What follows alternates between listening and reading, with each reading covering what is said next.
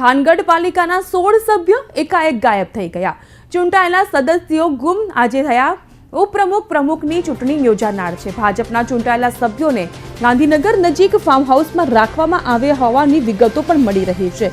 આજે પાલિકા પ્રમુખના નામની જાહેરાત થવાની છે, ત્યારે ટિકિટ ટાણે સભ્યો હાથ જોડીને ઊભા હતા। ત્યારે આજે ચૂંટાયા બાદ પાર્ટી સામે બાયું ચડાવી છે। તમામ સભ્યો જે ગાયબ થયા છે તેઓના મોબાઈલ ફોન પણ બંધ આવી રહ્યા છે।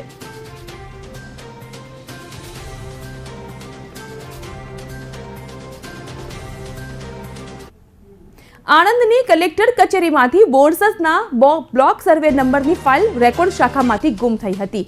કલેક્ટર કચેરીના રેકોર્ડ શાખામાંથી ફાઇલ ગુમ થતા આણંદ ટાઉન પોલીસમાં તે અંગે ફરિયાદ નોંધાવવામાં આવી।